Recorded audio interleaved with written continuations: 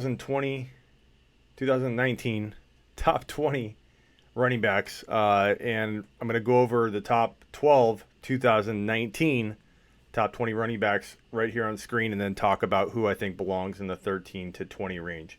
So I've listed my top 12.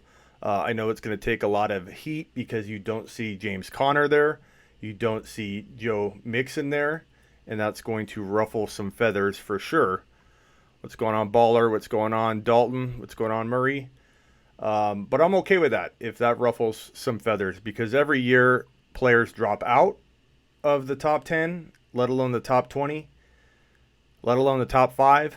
And everybody seems shocked, though, when you try and make a bold statement and say something like, hey, Joe Mixon won't be a top 10 running back or a top 12 running back. What's going on, Ball? What's going on, Smith? Plastic. I don't know if my feed's going to... Let me turn my Wi-Fi off and go with the Ethernet, because I've been cutting in and out when I do Wi-Fi for some reason lately. Damn internet connection. So right now you guys see my top 12 running backs. What do you think of it? What's up, Gary? What's up, Baller? Montgomery's high, but rookie running backs have had seasons like that in the past. I don't think Montgomery is going to be immune to the typical like top 1 to 2 rookie breakout campaign. I think he's got that kind of upside. What's going on, Randy? Hopefully I don't have a delay here. I'm getting like some slow... God. My internet's been spotty the last couple of days for some reason when I'm doing a live. Only when I do a live. And let me just change something here. Okay, hopefully that works.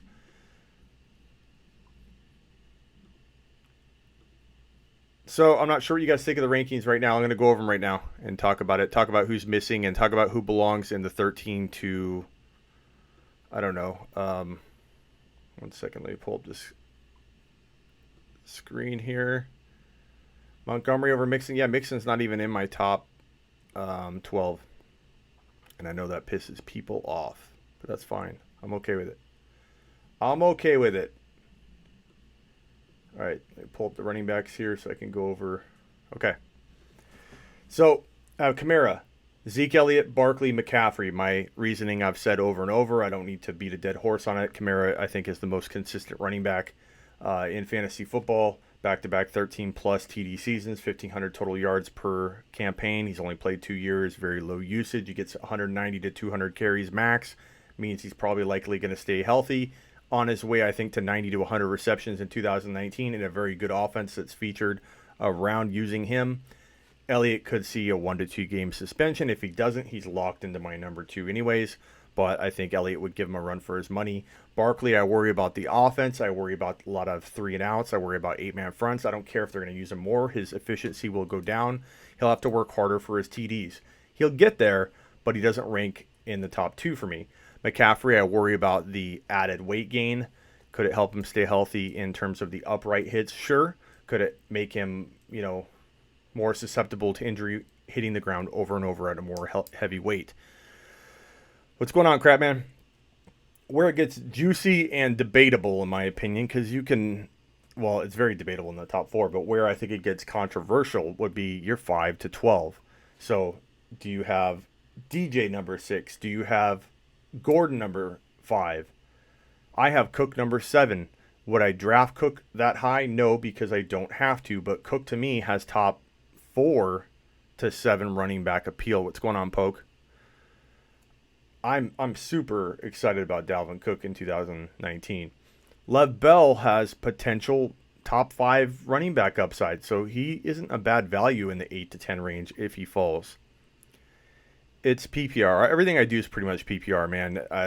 I do some non-PPR articles. It'll be July 1st tomorrow. So I'm going to crank out something for my non-PPR subscribers on sleeperu.com. I'll do a mock soon. I'm not sure if it'll be this week. Probably at nighttime. People are working, and I try and do it at least a time where everybody has a chance to jump on if they want. Nick Chubb, to me, is a very, very good pick in that second round, but a guy that can score in the 5 to 10 range for running backs if you cuff him to Kareem Hunt. You have to. Absolutely have to. If you don't cuff Chubb to Kareem Hunt, epic fail on your part. Because together they are gold, but if you don't cuff them, move that over there. If you don't cuff them, you are in trouble because at some point Chubb could get hurt. I think there's a high likelihood of it. He's a very aggressive runner, big injury history. Together they are gold. Crapman, you like Jones, right? Yeah, Gary, I did a lot of mocks in a very short spurt, so I'm just kind of cranking out some different content too. Yeah, Monty's high. I got Montgomery really high at 11, but I think he's capable of 6 to 10. For to be honest with you, Cohen's got a grip on some of the PPR action, but Montgomery's a good catcher, very shifty guy, tackle breaking machine, and I think they're going to use him a ton. And I think 1,100, 1,200 yards rushing as a rookie is not out of the question. I think 8 to 10 isn't out of the question as well for TDs, in terms of TDs. You are probably the best as far as representing good info. Thank you, sir. Thank you, Webb. Now, I know the question at hand, Smitty, where the hell is Joe Mixon? Smitty, did you forget James Conner? I'm pissing people off left and right. And honestly, guys, I mean, just relax. If somebody doesn't like your player that you currently own, like there's I don't know. I can't tell you how much hate mail and messages and comments I get when I don't rank Joe Mixon in my top 10. Like people come out of the woodwork and just deal with it. Like I don't like that situation. And now with the injury to the offensive line and Williams out for the year, they're shifting things around. Like tell me why you like him over Montgomery, Aaron Jones, Damien Williams, Nick Chubb. I mean, how am I that off base having Mixon outside of my top 12? What makes Mixon a guarantee in that new offense behind two very inexperienced coaches with an offensive line, a lot of injuries? Offensive line just lost Williams for the year. They're shifting things around. Andy Dalton's commanding the passing attack. Lots of 3 and outs are in the cards for that offense. And then you have the fact that they're probably playing from behind and passing a lot in the third and fourth quarter. Tell me where I'm off. Because I get a lot of hate mail on this, and I don't like. It's not that crazy to think he could be below Aaron Jones, below Montgomery, below Damien Williams. It's not that crazy.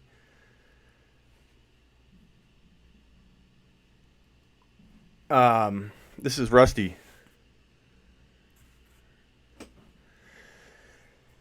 I get that question a lot about my hat. What's on the other side? You think it's odd when people get? Yeah, I think it's really odd when people get pissed about projections before the season. I agree, Sand. I think it's insane. People get so mad about you doubting a guy like Mixon. Very doubtable person. Look at Plastic throwing in a super chat. Atta boy. Plastic is the super chat leader. So he gets his question answered first now. No matter what. Unless somebody beats him. And then even still... Plastic and whoever else does the super chat will get their question answered first, and anytime they ask when I stop what I'm doing. So from Plastic, tell me why Damien Williams and his 4-game sample puts him there at 10. What else supports his ranking besides the Chiefs system? I've got an answer for you, Plastic, and here it is. Look at his last 6 games. Don't just look at 2018 in terms of the regular season. If you include his last 6 games, so his 2 playoff games that he had with his last 4, he had over 100 yards a game in total offense. I'm not sure on the exact number, but it's like 100, 101, something like that. And he had 10 TDs, I believe 6 rushing. So 10 TDs in 6 games, over 100 yards a game. That puts him like literally, I don't have the numbers in front of me, but top 3 or 4 probably, if not higher, in terms of that amount of games in that span. Now, not everybody made the playoffs. Like that, you could look at that stat a bunch of different ways. But in that 6-game stretch, he was dominant. So much so they extended him. Now, do I like Darwin Thompson, and do I like Williams together? Like, are they a must handcuff? Yeah, and you could argue that Carlos Hyde should be handcuffed as well. Whoever the backup is, I'm not 100% positive. Tony dropping another 10. Thank you, Tony. Tony now is also in the mix, but plastic, you're still going to get your questions answered. Thank you, Tony. Tony's always like the man. It's your show. Don't. Tony says it's your show. You don't need to care what we think. I do care what you think, guys. You guys are awesome. You guys are the best followers. That's why I think we're going to dominate the followers versus followers league on Instagram, and our team is going to be awesome. But plastic, Damien Williams is in for a big year. But you have to cuff him to Darwin Thompson. Darwin Thompson, to me, is just the better player. So I think by the time you need to use the handcuff, if you need to use the handcuff, because I think Williams is going to get a shot, Darwin will secure himself, I think, backup duties at that point. But, in a deep league, you could always grab both. Tony, what's your question, man? So 6 games, not 4. But I get your concern. I understand why you might have some doubt. I don't blame you. Plastic, that's not like crazy to worry about Williams here. But I don't think Williams in that offense, if cuffed to Darwin Thompson, I think easily is worth more than Mixon. That's just me. Logan, I love your content. Thank you, sir. I appreciate it. Are you my neighbor? Webb. I don't know. Am I your neighbor? Where are you at, Webb? Knock on my window. Are you my neighbor? That's hilarious. Baller plastic. He looks like he yells at kids for getting off his lawn. That's funny. Plastic, do you yell? I yell at kids getting out on my lawn now. I'm getting old, man. I'm that guy that I put my trash cans out so that people don't park in front of my house. I get really upset when people continuously park in front of my house. And I'll leave my trash can out all week right in front of my house. And I'm totally getting old. I get so bothered by that. I don't know why. Let me know if I'm your neighbor. I don't know. I don't know why you think that. Do you see me walking around?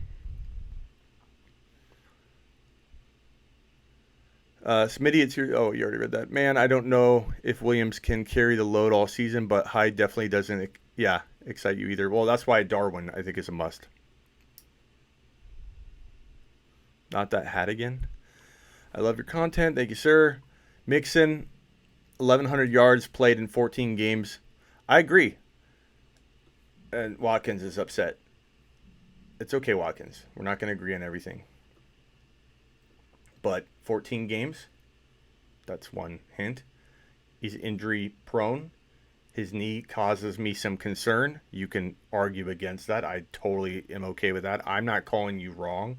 It's my opinion, Watkins. But I just explained that with Williams out for the year, it's not looking good for Mixon at the expectation level of a first-round pick. Do I like Mixon down lower? Sure. Then risk becomes more acceptable. So Watkins, I don't like him in the first, but I do like him later, which he won't fall to probably.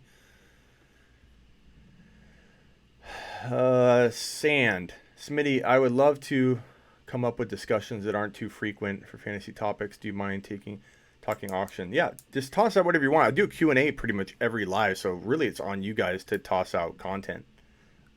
Because whenever I go through a topic like this, we do Q&A pretty much every time, so...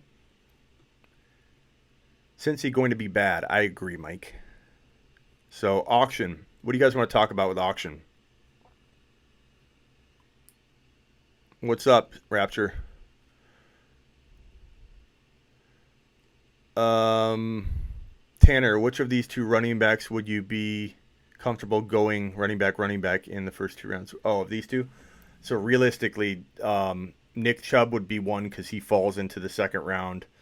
Guy at the bottom, I go Cook and Chubb. I'd be okay with going running back, or Bell. Probably like Bell in that scenario.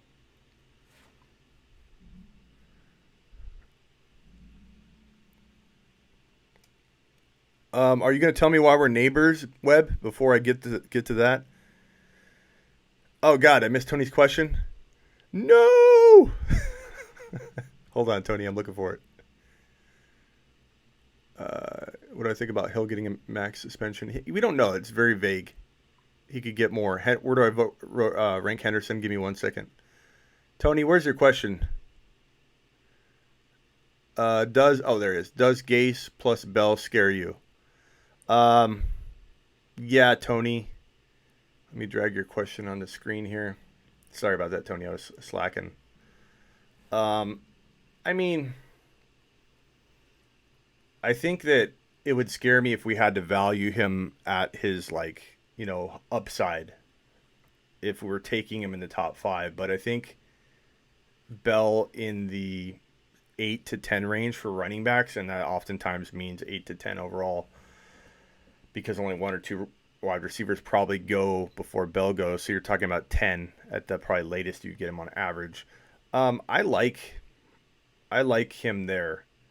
I think the highest receiver in 2018 for that Jets offense was like 50 or 60 receptions. If someone has that stat, toss it out. But I think it was like Robbie Anderson for 50 receptions or 60. So Bell, who usually gets way more than that, you got to wonder how can Bell deliver in the reception department like usual. He probably won't. That's why he's not ranking top 5. But we haven't seen a decline from Le'Veon Bell like we have with, let's say, Todd Gurley or other players that have declined, and then you're doubting him going into a year as they get healthy. He hasn't gotten hurt. He was a top, elite top 3 running back the last time he played. So I think it's safe to have him in the 8 to 10 range. But do I worry a little bit? Yeah, enough to rank him lower than he should be getting ranked, and enough to not draft him in every single draft. If I own Bell in 1 or 2 leagues, that's probably going to be it. I don't currently own him in anything but a dynasty league. I don't think I'm going to be able to trade him for what I want, so I'm keeping him. I'm kind of riding him until the wheels fall off. But I think that you'll see me own Bell in at least 1 or 2 redraft, and then I'll probably cut it there and go wide receiver in other leagues and other drafts because I don't want to put all my eggs in one basket. So hopefully that answers your question. There's definitely concern. But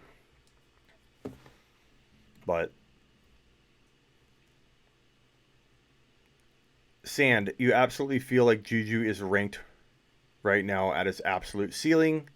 Yeah, he's getting there, Sand. I think that he was better as a top of the second. You could still get him at top of the second in a couple drafts. I've seen him go that far. Tony, you just had a draft where he went in the second round, right?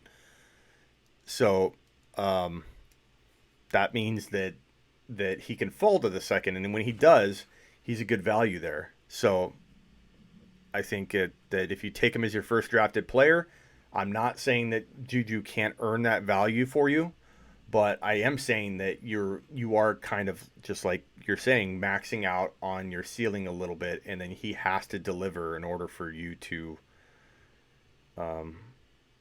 get your money back. You live in Virginia. We're not neighbors, Webb. That's settled. I'm in Arizona where it's hot. Will Dalvin Cook be a first-round pick by August? I believe he will. You're making me like mixing, says King. Okay. Maybe you like the opposite of what I say, King. I'm not sure what you mean by that. If so, I'm here for you. There you go. Auction question. Go ahead.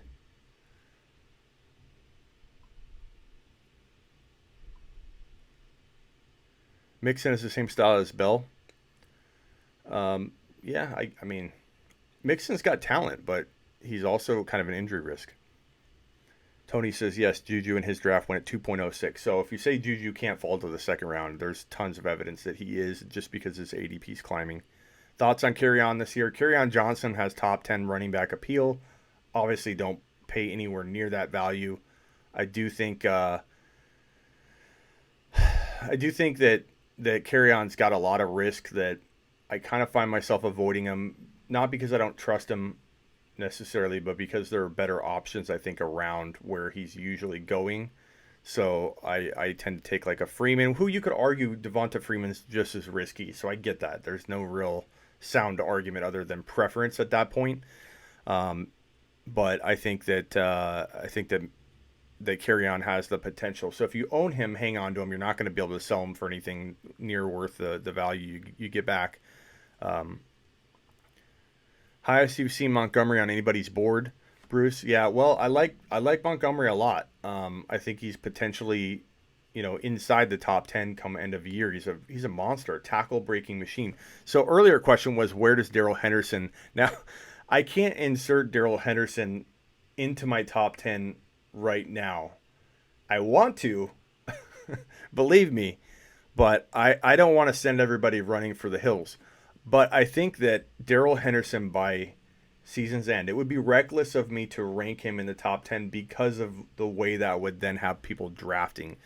I merely tell people every time I put up a top 10 to 12 ranking that do not be surprised if Darrell Henderson is inside the top 5 to 10 by season's end, or at least top 12. Let's say he gets injected into that starting lineup like week 6, week 7. We can't assume at this point, we can't assume he's starting any amount of games at all. So you can't put him anywhere in these rankings. Per start, I think he easily would be in the top 5 to 10. Easily. And I have a video coming out on Darrell Henderson tomorrow morning. Be ready. Make sure your notifications are turned on, because this video, I believe, will have you super pumped about Darrell Henderson. I go into more detail about why he's the next Alvin Kamara. And you're not going to want to miss this video. It comes out in the morning.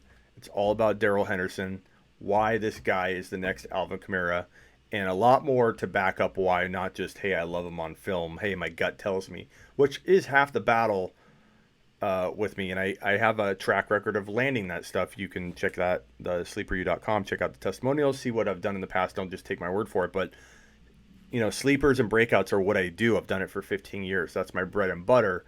And when I get a gut instinct on a guy like Darrell Henderson, this gut instinct is like no other. It's screaming that the writing to me is on the wall, something I talk about a lot.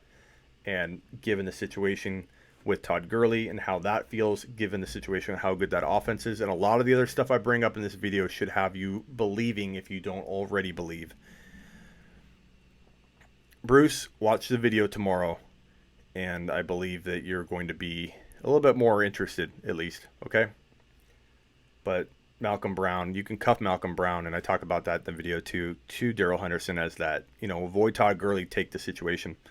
Hey, Smitty, in a 0.5 PPR league auction, tell us more about auction strategies. Okay. Are you in SFB9? What's that?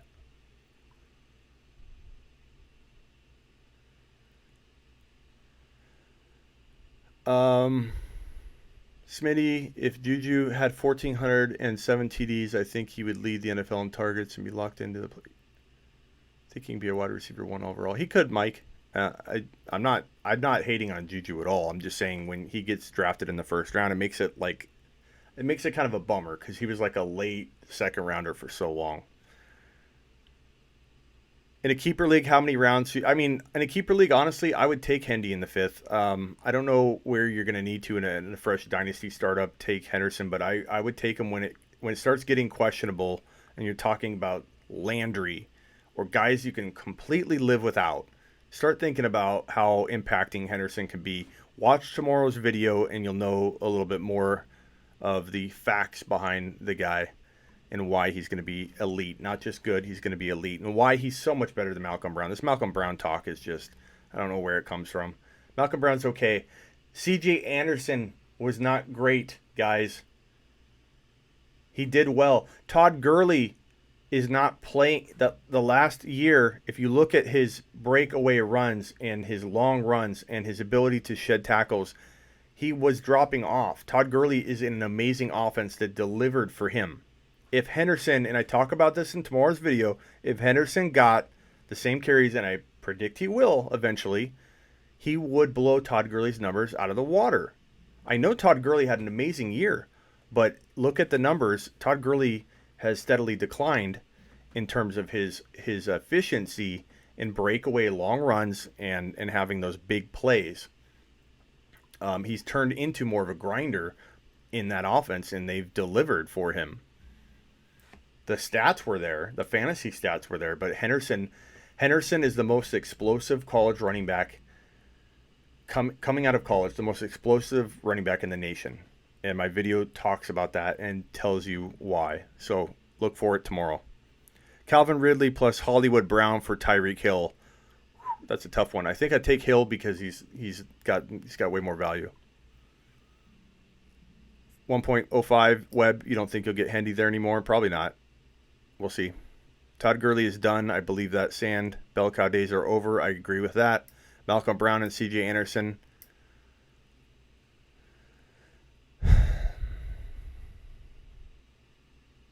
Plastic. Tony. Sorry, Tony, I'm missing your comments. I just took Darrell Henderson at 6.09. Whoa, that's good value. I like it. I like in a redraft league, a yearly league draft. I love Darrell Henderson in the 6th round. I don't recommend him in the 5th. In the expert league, our following dominated him very early, but in the 6th round, you can typically get him. And Henderson that's a very questionable round. Don't even think you're reaching if you take Hendy in the 6th round of redraft. Let everybody hate. Let everybody get upset. Watch tomorrow's video, and you're going to feel very, very excited about your Darrell Henderson picks. You said Mixon is injury prone, but Cook played. Yeah, I mean, so Charles, here's the thing that I'll tell you a lot, that there are some things that you're factoring in multiple things. So with Dalvin Cook, if his offense wasn't looking like it's clicking, and they did a test run of that offense to kind of finish out the year in 2018, and it worked, and Cook returned to form, and Cook was playing great. You got to put everything together. So in the case where you're just talking about the injury, yeah, of course, like Cook has injury risk. So does Odell Beckham Jr. Some things don't always make sense with, when you're talking about one player and saying, hey, he's injury prone, I don't like his situation, they lost an O-lineman. All that together makes me doubt Mixon. And I tell you this over and over, don't let one thing affect you.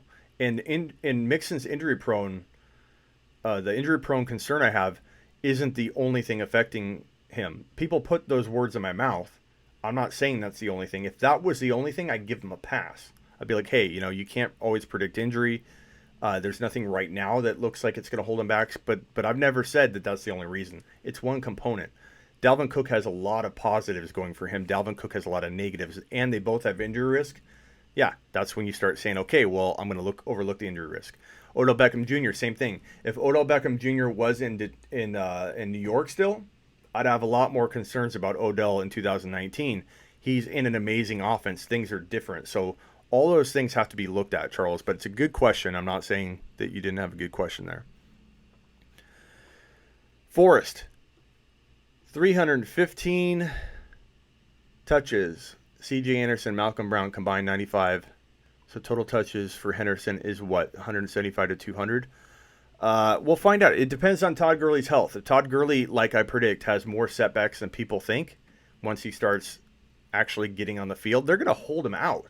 He's not going to have any preseason work. We won't know anything about Todd Gurley's situation, and it's going to be so much in the dark. Who knows if they'll be honest? Look what they did in the Super Bowl. Oh, he's going to play. And their explanation about him not playing the game prior, we're going to use him more in the Super Bowl. It's all lies. It's all deceit type stuff.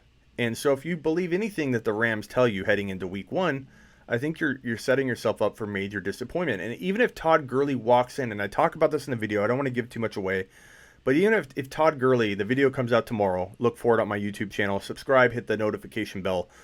But even if Todd Gurley walks into week 1 and he's doing okay, and his knee's all right, that arthritis can flare up at any moment. And when it does flare up, because that's what arthritis does, he's not going to be able to play. And he won't be able to control that. It could be one hit. It could be one bad cut. It could be a 300-pound lineman climbing on his back as he's trying to carry him. One small move where that thing gets tweaked and he gets inflammation and he's sitting out. It's a disaster. So I don't know where we're going to be carry-wise for Henderson. We're kind of totally, in terms of, we're guessing everything at that point. We don't know. Me and you, Smitty, see Mixon for who he really is. So, Matthew, I like him at the right value. So those that hate that I hate Mixon, I don't hate Mixon. People that say I hate Mixon or I'm down on a player, it's all about ADP. If Mixon falls to a late second, he becomes more acceptable of a risk. Connor, I don't take Connor even in the second round anymore, but if he fell to a certain point, I'd take him.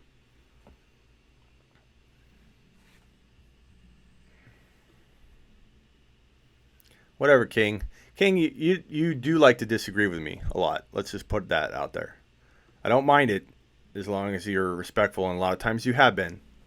But I don't care if someone disagrees with me. But it's all about respect in here. So respect everybody around you too.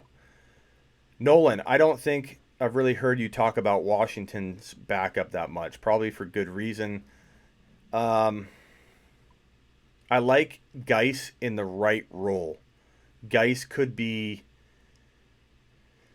if he gets let loose in midseason, he'll be, I think, in form and ready to do well, and he'll thrive. If they try and run him early, I think he's not quite ready. It takes a little while to get over those injuries, especially a knee injury to his severity. AP might not be done yet, so it's just such a cloudy situation. AP's like Gore. I think if AP gets a limited amount of work, but enough to take away a big chunk of it, maybe he just stays healthy all year, and that's just a crazy situation. Bruce, Henny is not big enough for a workhorse role. He'll be a Kamara carry role around 200.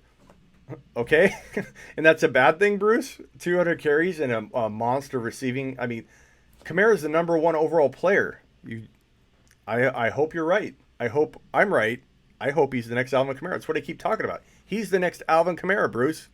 How much more clear can I be? Darrell Henderson's the next Alvin Kamara. Exactly what you just said right here. He's not big enough. Alvin Kamara is plenty big enough.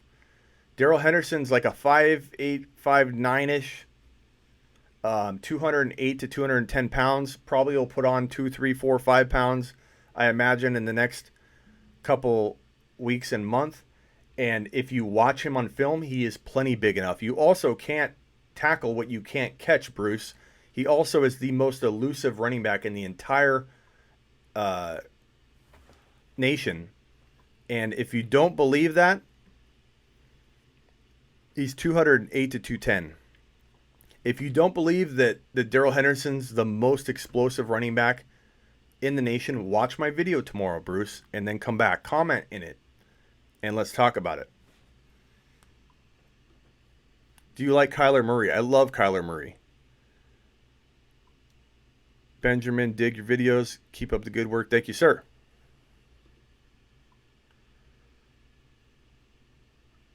Auction woohoo Smitty. What's up, Nick? Mixin.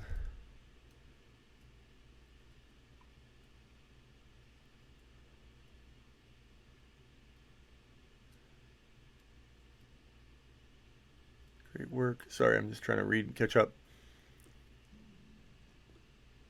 I'm just saying another running back will have a significant role in that Rams backfield, so that's why I'm not grabbing That's why I'm grabbing Malcolm Brown. He could. I mean, you're right in the fact that they will use multiple backs, but I'm just saying, I thought before you were talking about Kamara not being, what I'm predicting.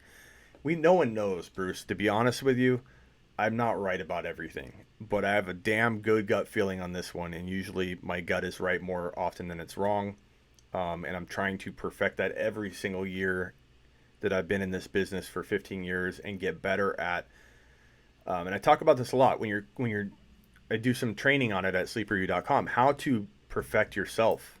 How do you perfect your evaluation of a player? Because we all have good gut instincts, right? How many times have you said, hey, that player's going to be amazing, and then he's amazing, and you're like, damn it, I should have trusted my gut. But how many times have you said that player's going to be amazing, and then they aren't amazing? We've all done that too. It's such a process to learn which one is right. And it's not just dumb luck. There's a process to it. There's looking at the situation. So with the Darrell Henderson situation, it's like there's a lot of writing on the wall, as I say. And with Mixon, there's a lot of writing on the wall too. If you have a bold prediction about Fournette's another one. There's so much. Okay, so Fournette was my biggest bust candidate for 2018 by far. And if you look at the writing on the wall for Fournette, it was all over it. It was all over the wall. And everyone was so high on Fournette, making him a top 7 to 9 overall player. And I was screaming from the freaking rooftop saying, this guy is going to bust on everybody who believes him. And the reasons were very clear. He's an injury-prone player. And again, like with my Mixon talk, you can't by one thing say this player is going to do this, and I know for a fact this player is going to be a bust because Mixon's injury-prone. You can't just leave it at that. That's one thing. You have to be able to factor in so many other components to it.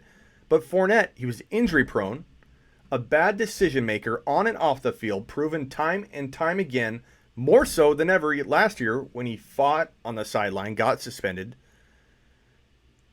And then he goes ahead and they were going to write him off. If you remember in January, February, talk about the Jaguars moving on. They're tired of him. And they give him another chance. And what does he do? Yeah, I know it's just speeding. But he goes out and gets a 100-mile-an-hour speeding ticket, gets arrested and cuffed. Not the biggest deal. But you mix in all that. Then you look at the fact last year, the more writing on the wall was that Fournette lost weight. Here's an injury-prone player that needs that cushion and padding with his aggressive style. He doesn't catch any passes. All he does is grind it out between the tackles, has a big injury concern to begin with, and he goes and takes away all of his padding. It's like playing with no pads, basically, if you look at it from that perspective. A guy that needs that cushion loses all this weight to try and play at a different weight that he's not used to playing. It was a recipe for disaster.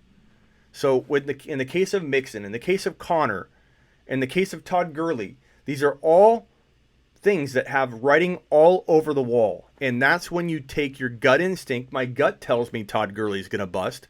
My gut tells me that James Conner is going to bust. And my gut tells me that Joe Mixon's going to bust. But I can't just go off that. If you go off that, you're going to be wrong half the time. You have to factor in the other variables. And once the other variables line up, you have yourself a very accurate bust prediction. One that's super reliable once you hone in on that part of your bust predictions or your bold predictions or whatever. So for me, it's like you have Jalen Samuels, you have the injury last year to Connor, you have the fact that Jalen Samuels did good, you have Eddie Faulkner, the running backs coach for the Steelers, was the head coach for Jalen Samuels in college. All those things line up. There's too many red flags for James Conner anywhere near the first round. Smitty, Sam Beach's question. Smitty, how come you've been skipping on my auction question? I haven't been skipping it, pal. There's several questions here and it goes by fast. Let me look for your icon here. Let's see. Okay. I'm never skipping you, man. Kamara comp, I don't see the resemblance, though, with his style. You don't see the resemblance in Kamara? Watch more film on him.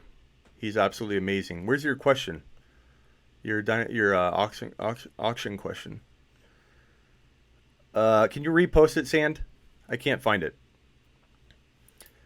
Would you snag Murray and Josh Allen as your QBs? If you had both of them, that's pretty cool. They're both running. They could go neck and neck for leading the league in rushing for quarterbacks. So that's pretty exciting. And I like that. Post your question again. Let's say Kamara, Zeke, Saquon, and McCaffrey and Gordon are off the board. Do you just take DJ over the top tier wide receivers? I kind of split that. If, like I always say, if I had two leagues, the exact same spot, anywhere from the 5 to 7 or 8 range, I could see myself going Hopkins in one, DJ in one, and Bell in the other, or trading down if you can and get a Cook. Why would the Rams let go of C.J. Anderson if he was great? C.J. Anderson wasn't great. That's the point. And Todd Gurley's been overworked, and you haven't noticed that in his numbers because the Rams are so good with their running back production. Is Christian Kirk in the 6th round no longer optimal for best ball? 6th round's really high. No, I wouldn't take Kirk that high, but Kirk is a good player. He could have a good year. What's your opinion on Lat Murray? I think he's not taking away anything. When Kamara runs 190 to 210 times, and you don't want Kamara running more than that, you need a guy like Lat Murray, and maybe he takes 1 or 2 goal line touchdowns away, but not a big deal. You want Kamara staying healthy. Gordon is the best. I like Gordon. If I had just one pick, so gun to my head, I gotta take one player. Gordon's probably the guy I would take after the big names are off the board. If not, then I probably go. And if Gordon's off the board and the big four, I probably go Hopkins. If I had one pick and I had to make one decision.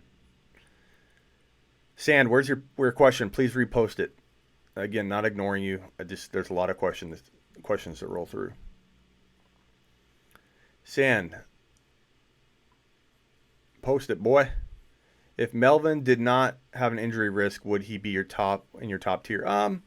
He'd still be right at number 5, but he'd be locked in at number 5. If I knew Melvin Gordon wasn't getting hurt, he'd be locked in as my number 5. No question about it. Guy's an animal. 10 TD animal. Even when he plays 12, 13 games, he's like 10 TD capable. On 16 starts, he would be right there in the top 1 to 3 for TDs for a running back. Guy's a beast. I love Melvin Gordon, but yeah, big injury risk.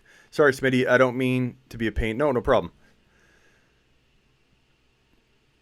You're really enamored with the top. Is this your auction strategy? Question. So I'm really enamored with the top heavy running back approach for an auction, thinking Kamara, DJ, Cook, Mahomes, just wondering what your attack would be. So my favorite attack in a dynasty, or I'm sorry, any redraft or dynasty auction would be to go Mahomes or Mayfield or Aaron Rodgers, one of those 3 quarterbacks because they're in my top 3, and then taking Kamara and Zeke together. So if you have to go Mayfield, Kamara, Zeke, you might even be able to afford another wide receiver, but I don't think I do it. I think I do it with 2 of the top 4. I don't know that I like Cook a lot. I wouldn't mind Cook as well. You could maybe even go. I don't know if you'd have enough money. Probably wouldn't have enough money to go Kamara, Zeke, and Cook, but you could also go wide receiver, Pat Mahomes. I think that's a fantastic way in an auction too. If you go Mahomes, I don't know, Adams or Hopkins, and then you take Mike Evans and Antonio Brown even, that's a fantastic 3 wide receivers to pair with Mahomes. And then you land, especially in a best ball too, because if you in a best ball have Samuels, Henderson, Damien Harris from the Patriots, you have Kareem Hunt once he comes back, you have your roster loaded with those running backs, you will be balling in best ball at the end of the year. It's one of my favorite approaches is going light. Try and get yourself at least one running back in that 4th round value in the auction or in the best ball draft. But if you have yourself a loaded running back store of those caliber players, you can clean up once those guys get into the lineup. I do like Kamara, Cook, Mahomes, and you could probably get an Evans in there too. That's a cool auction strategy. I like Mahomes, Kittle, Cook, and Evans if you can fit that in. Yeah, no problem. Just repost it if I ever miss it. It's not bothering me. Be getting an offer, Pat Mahomes, in your Dynasty League. Since Watson is your backup, what would you trade Mahomes for? I probably wouldn't trade him unless I got 2nd round value. So like a Mike Evans, a Dalvin Cook, somebody like that. If you've got Watson, you could also try trading Watson. Mike Evans is low key the best wide receiver in the league, says Brock. I think he could be top 5. I like Mike Evans a lot. They're gonna air it out in 2019.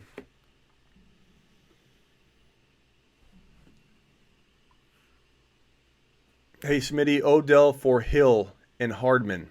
What do you think? I take Odell. I like Hill. I like Hardman. I like the duo, but I think Odell's in for a top 1 to 4 wide receiver year. I think he stays healthy. He's going to work hard. He wants to be on the field. He wants to win. He's happy. I would still do my job if I was an NFL player on a crappy team. But with Odell's personality, he probably is going to be more likely to play slightly banged up in that Browns offense, excited, wanting to win. I'm just saying that, call it crappy or what you want to call it, but Odell was not motivated. He wasn't motivated to play hurt, wasn't motivated to hurt himself before he got a big deal, wasn't motivated to hurt himself before he could get out of there. Odell, to me, is going to have a huge year. But I like Tyreek Hill. I like Hill and Hardman together. But Hill is just, he's still a risk at this point. We don't know if it's going to be 4 games. We're hearing a lot of speculation at this point. No confirmed reports. One anonymous source that was supposedly, high up in the situation said something and someone reported on it. Okay, so keep it in mind that it could still go in another direction with one more report. Don't fall for the Rojo hype. Yeah, I kind of feel the same way. Okay, so real quickly before I jump, because I'm going to probably end it here. Kamara, Elliott, Saquon, McCaffrey. You can't really argue that because we're talking about top 20 running backs when we started here. You could argue the order, but not really the 4. Gordon, DJ, and then I think that's pretty on par with most ADP data. Where it gets interesting is Cook, Bell, Chubb. A lot of people either have Chubb really high or really low. I have Chubb if he's cuffed to Kareem Hunt in the 7 to 8 range. If you can't cuff him, if you don't have him, he becomes a huge liability. Per start, I think he'll play this good, but I do think Hunt at some point will start. Not because he'll necessarily beat him out. He could beat him out and keep the job, but I think that Chubb is an aggressive runner, that he's an abusive running style, and he's got injury history. So Damien Williams, I think, based on his last 6 games, proved that he is the focal point of that rushing attack. They're going to give him the job. It's a complex offense, but he has the most experience with it. So if you think a Darwin Thompson is going to come into a very complex offense and dominate right away, he won't. So that gives Damien Williams a ton of time to get hold of that job and not feel like he's on a short leash. Hyde, I don't think, can stay healthy. It's really his job to lose.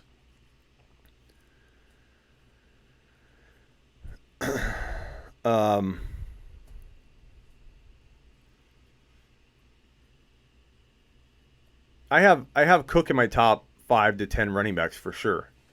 But in terms of the rankings, these come from Sleeper U. This is how they are. I did drag 1 or 2 around, I think, before I pulled it in.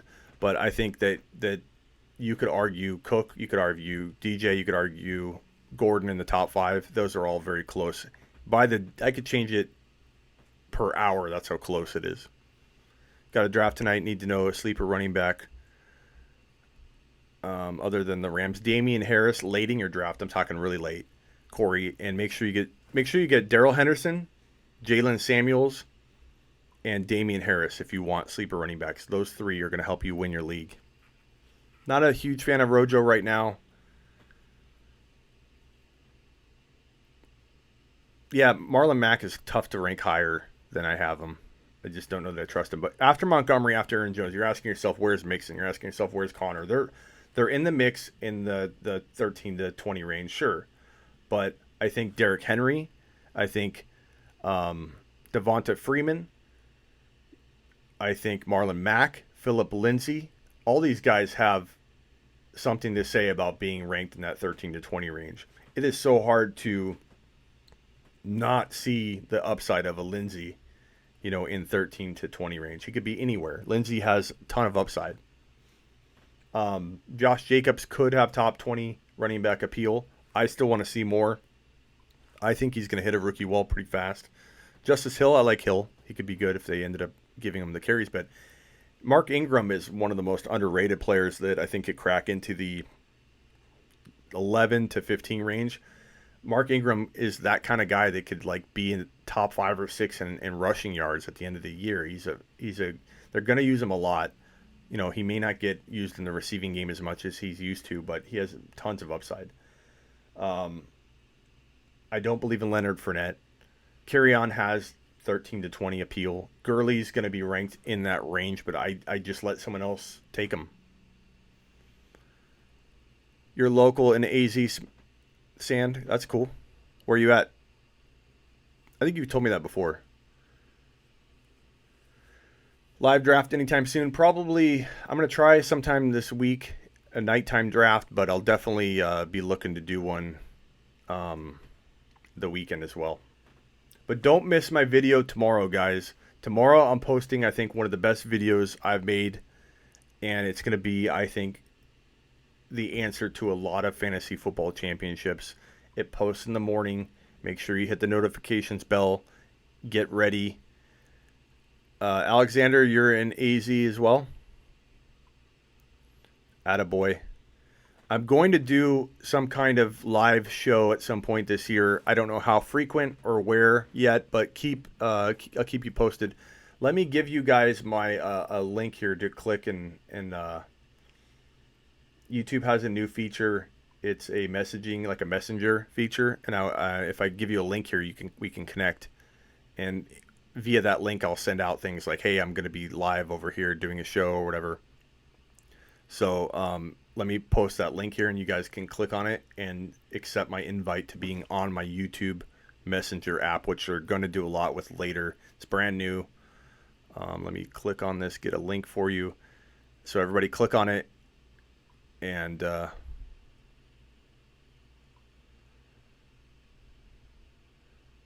you going to be doing live more often once the season starts? Yeah, there's a lot of things I got planned. We'll see what I can get to. Okay, copy invite link.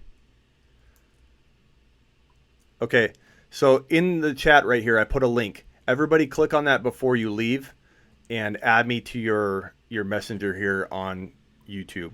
This will allow me to send you a direct message when I'm doing like a live event somewhere, or if I'm giving away some products or something like that, or if I'm doing a live mock draft and you guys want to jump into the live mock draft, I might be letting people know through that. I'm not using it yet. I just want to make sure that I have all of the diehard, the Fantasy Football Show users in this messenger ready to go for when I do use it for those purposes of letting you guys know about things early before they happen, before other people hear about it. So click on that link right there that I posted in the chat. Add me to your YouTube Messenger.